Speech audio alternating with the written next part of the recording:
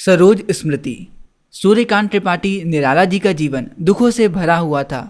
शादी के कुछ सालों बाद ही उनकी बीवी का स्वर्गवास हो गया, जिसके बाद उनके जीवन में खुशियों का एकमात्र जरिया उनकी बेटी सरोज ही थी।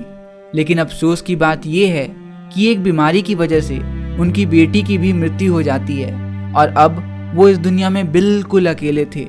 और इस अकेलेपन में सूर्यकांत त्रिपाठी निराला जी अपनी बेटी सरोज को याद करते हुए इस कविता को लिखते हैं। तो कविता की पहली दो पंक्तियों में कवि कहते हैं, देखा विवाह अमूल नवल, तुझ पर शुभ पड़ा कलश का जल। मतलब मैंने देखा था तुम्हारा वो अनमोल विवाह और मुझे याद है कैसे तुम पर शुभ कलश का जल डाला गया था। देखती मुझे तू हंसी मंद, होठों पे बिजली फंसी स्पंद। और जब तुम मुझे मन ही मन मुस्कुराते हुए देख रही थी तो ऐसा लग रहा था जैसे तुम्हारे होठों में कोई बिजली फंस गई हो।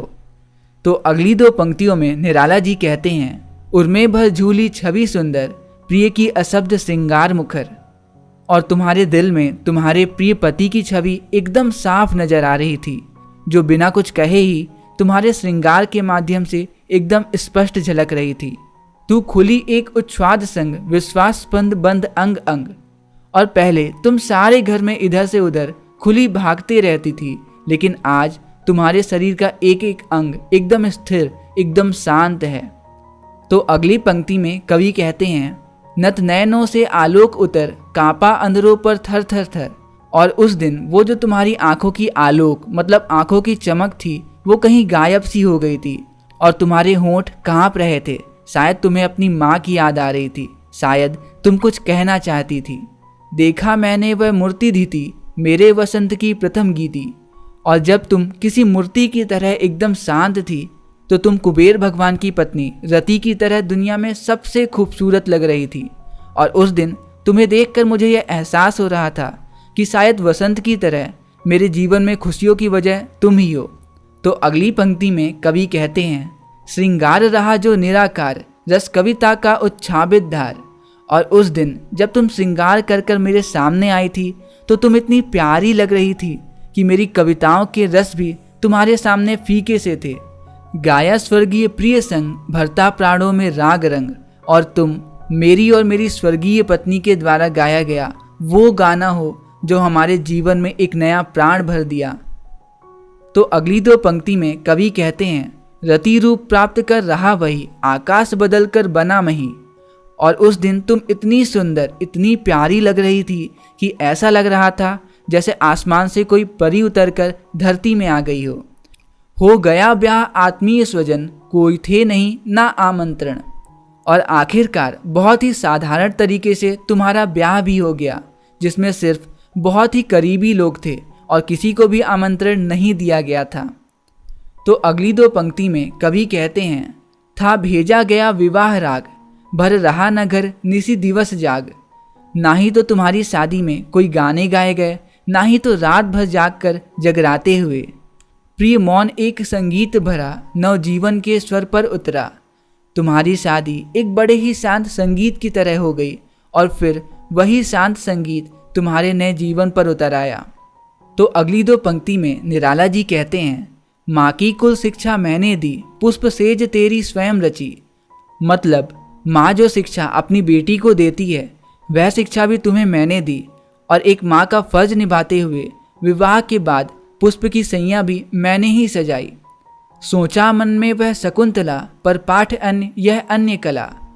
और मैं सोच रहा था जैसे शकुंतला का जीवन था वैसे ही तुम्हारा भी जीवन है। वो भी बिन माँ की बच्ची थी, तुम भी बिन माँ की बच्ची हो। उसे भी उसके पिता ने पाल पोस कर बड़ा किया था और तुम भी अपने पिता की ही गोद में खेलकर बड़ी हुई हो। बस फर्क इतना सा है कि वो शकुंतला की कहानी थी और ये तुम्हारी कहानी है। तो अगली दो पंक्ति में कवि कहते हैं, कुछ दिन रह गृह तू फिर समोद, बैठी नानी की स्नेह गोद। मतलब अपनी माँ की देहांत के बाद कुछ दिन तुम अपने घर में ही रही और फिर तुम अपनी नानी के पास चले गई। मामा मामी का रहा प्यार, भर जलद धरा को ज्यों अपार। और मामा मामी ने तुम पर प्यार की वैसी ही वर्षा की जैसे बादल से पानी की वर्षा होती है। तो अगली दो पंक्ति में कवि कहते हैं, वे ही सुख दुख में रहे न्यस्त, तेरे हित सदा समस्त व्यस्त। मतलब तुम्हारे नाना नानी और मामा मामी ही तुम्हारे सुख दुख में सदा तुम्हारे साथ थे। वे तुम्हारे भले के लिए हमेशा तुम्हारे पास थे। वह लता वहीं की जहाँ कली, तू खिली स्नेह से हिली पली। तुम वहीं पहुँच गई थी जहाँ तुम्हारी माँ का जन्म हुआ था। तुम्हारा भी पालन पोषण वही हुआ जहाँ तुम्हारी माँ का हुआ था। ठीक उसी प्रकार जैसे जिस मिट्टी में लता का पालन पोषण होता है, उसी मिट्टी से उस लता से निकली कली का भी पालन पोषण होता है। तो आगे की इन 2 पंक्ति में कवि कहते हैं, अंत भी उस गोद में शरण ली मूंदे द्विगबार महामरण। और अपनी बीमारी के आखिरी समय में भी तुम उन्हीं नानी की गोद में शरण ली और उनकी ही गोद में तुमने अपनी आंखें हमेशा के लिए बंद कर ली और मृत्यु को प्राप्त हो गई। मुझ भाग्यहीन की तू संबल, युग वर्ष बाद जब हुई विकल। और तुम्हारी माँ के गुजरने के बाद मुझ भाग्यहीन की एकमात्र तुम ही तो सहारा थी, और कुछ सालों बाद तुम भी मुझे छोड़कर हमेशा के लिए चली गई। तो आगे की 2 पंक्ति में कवि कहते हैं, दुख ही जीवन की कथा रही, क्या कहूँ आज जो नहीं कही। मतलब अब इस जीवन की कहानी में सिर्फ दुख ही रह गया है।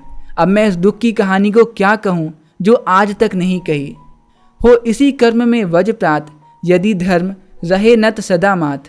मतलब चाहे कितनी भी कठिनाइयाँ मेरे सामने आ जाएं या मेरे किए सारे कर्म नष्ट ही क्यों ना हो जाएं, लेकिन जब तक मेरा धर्म मेरे साथ है मैं रुकूंगा नहीं और सारी परिस्थितियों का डटकर सामना करूंगा।